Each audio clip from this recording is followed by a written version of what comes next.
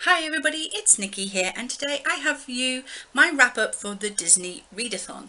This was a readathon that was arranged, I believe, on Twitter. I took a little mini test and it sorted me into Team Tangled. So for that I had to read a Rapunzel book, read a book with glowing reviews, a Flynn Rider book, read a dark mysterious book, read The Snuggly Duckling Crew, a book with a dreamy cover. For Mother Gothel, I had to read a book featuring a power-hungry character. And for Maximus, I had to read the group book. So the Rapunzel book, I do apologise, there's drilling next door. And they really piss me off. So the Rapunzel book that I read, I no longer have on me because it was a library book. And it was The Heir of Fire by Sarah J Maas. It was the third book in the Throne of Glass series. I won't tell you anything about what happens in Heir of Fire because I don't want to give spoilers away, but the basic story of Throne of Glass is a young girl called Selena Sardothian is taken from a prison camp to the King's Palace, and there she has to compete in a tournament. I'm just going to continue as if it isn't happening. She competes in a tournament to become the king's assassin. And then the story sort of goes on from there. The only problem is this king is a tyrant and she hates this king for reasons you find out in the book. So I won't, again, spoil it for you. I really enjoyed this book and I really enjoyed this series. I have contemplated about buying the box set. When I searched my library's online catalogue, I discovered that they have all of the books in the series apart from the little novella called Assassin's Blade. So all the books I can get out from my local library, so I might as well just continue to do so rather than paying a lot of money for the box set and it taking up space, valuable space on my shelves. So that was Heir of Fire by Sarah J Maas. I think I gave it 4 stars out of 5. I really enjoyed it. I did, and I like where the story is heading at this point. The Flynn Rider book, I read The New Girl by Ingrid Alexandra. By the point I got to this book, I was in deep need of something other than fantasy.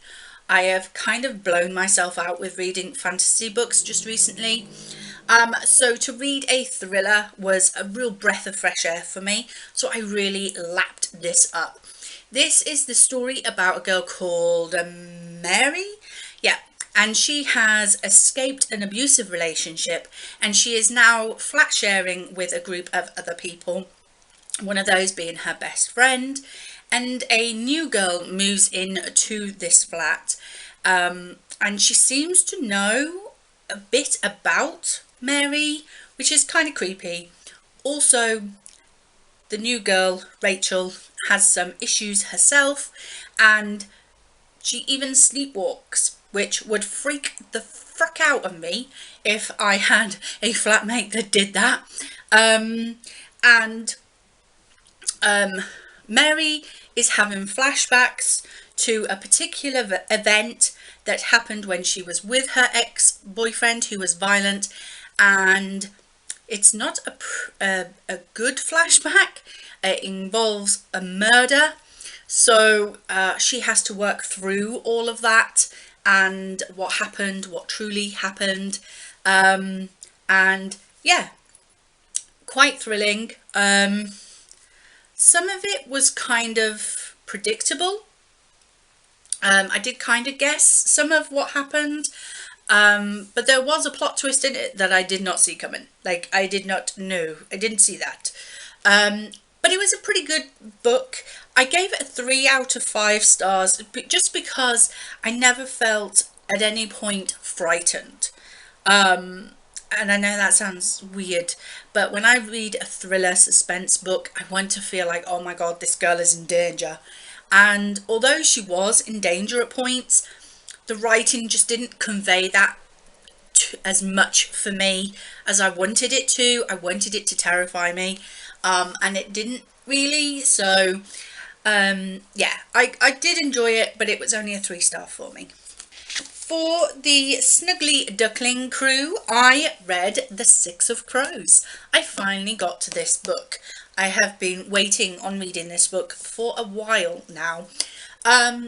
So this is by Leigh Bardugo. Six of Crows is the first book in a duology, but it's kind of like the 4th book in the Grishaverse that Leigh Bardugo has created. The first 3 books being Shadow and Bone, Siege and Storm, Ruin and Rising.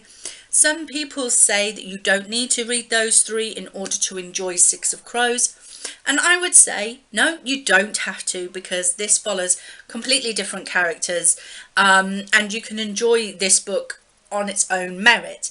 However, because I have read the first 3 books, the first Grishaverse trilogy, it kind of helped me to understand some of the magic system in this book and to kind of understand the world that was in this book, because I felt like in the first 3-book trilogy you got a lot more world building and magic system explanations and information, so that this book didn't need as much of that, so you could get on with the story more in this one.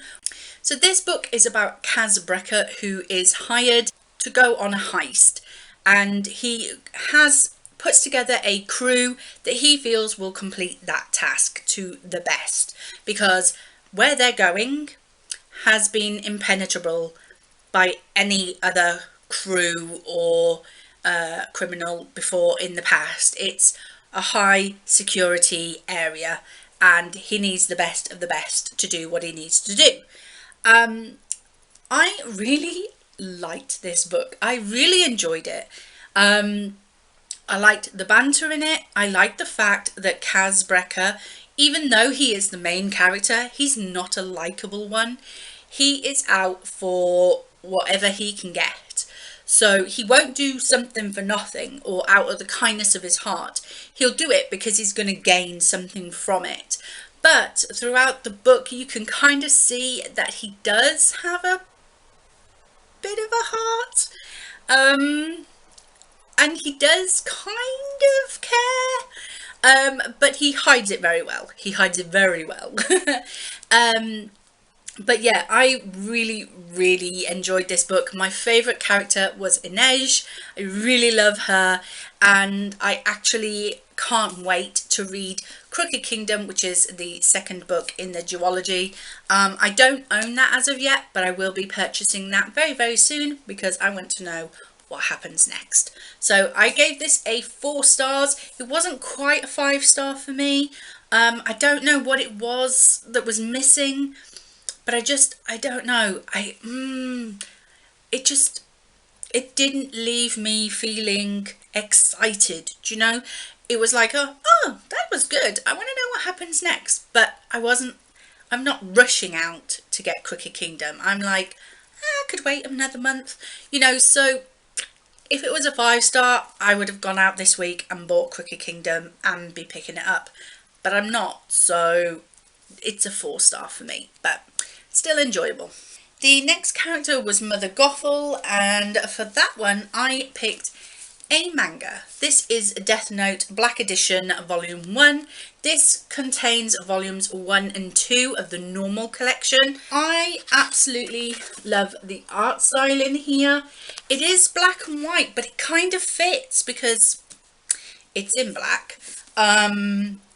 And so yes, so basically I'm just going to read the back of this because it's so difficult to try and explain this. Light Yagami is an A student with great prospects, and he's bored out of his mind, but all that changes when he finds a death note, a notebook dropped by a rogue Shinigami death god. Any human whose name is written in the notebook dies, and now Light has vowed to use the power of the death note to rid the world of evil.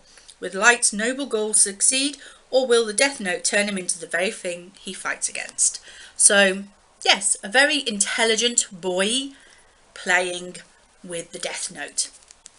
It was really interesting. I really enjoyed this. I haven't seen the program, and I probably won't watch the program until I've finished all of the books, or all of the volumes.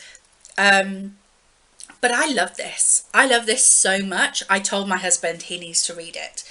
He needs to read this manga because it was brilliant. Um, I absolutely love the Shinigami Death God. Let me see if I can find a big picture of him. So there he is in there. I absolutely love his character.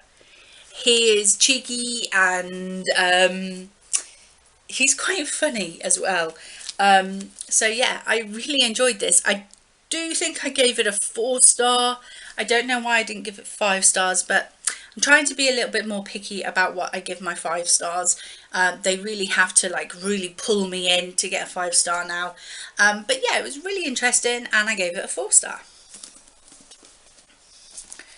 And the final book I read, which was the Maximus character, was the group book, and the group book for Team Tangled was A Curse So Dark and Lonely by Bridget Kemmerer. This is a Beauty and the Beast retelling, and let me tell you, I love this book. I really love this book.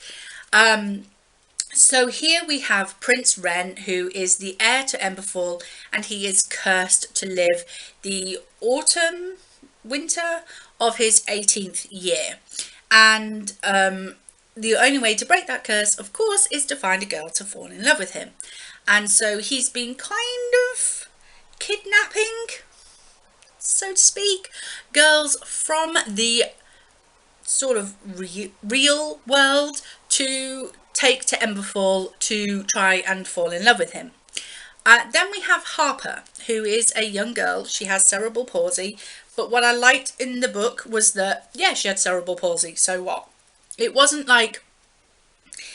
used as a plot point. It was kind of like, it was as if they were just describing like who she was. Like if you were to describe a character and they had brown hair and blue eyes, and you know, so it was kind of used as like, yeah, she's got cerebral palsy and she has a bit of a limp because of her foot, but it wasn't used as like pity part of the plot or anything like that.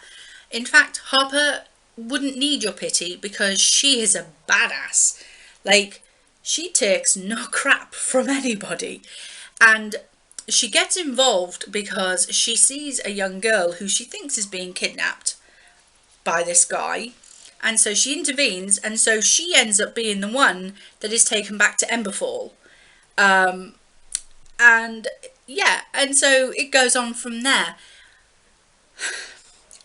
I must say that although Prince Ren seemed a really nice guy, and although Harper is a badass young girl who I can really like, you know, can really cheer on, my favourite character in this was Commander Grey.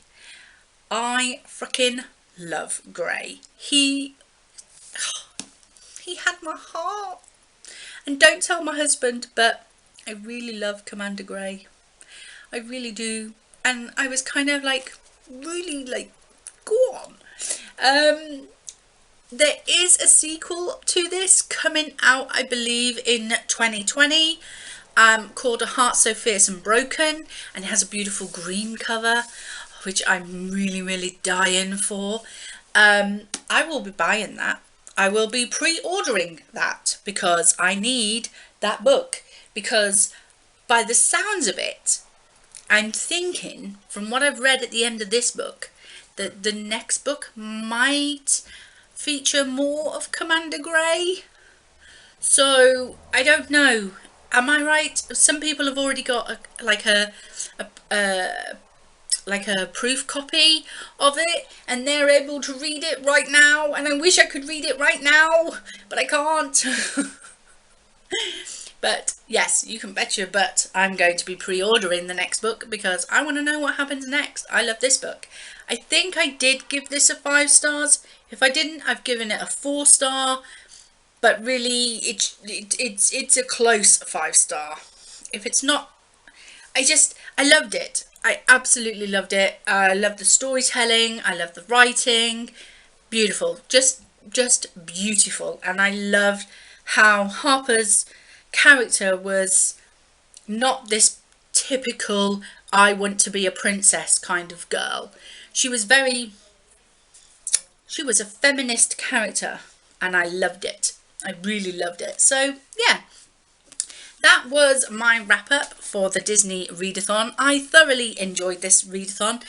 Yes, I only read 5 books for this readathon, and it was a month-long one, but I was also doing other readathons during the month as well, so I didn't want to push myself too hard by trying any of the other teams' books, which I could have done. I just wanted to read Team Tangled's, and I did all of that. So I'm very happy with myself because I completed them all.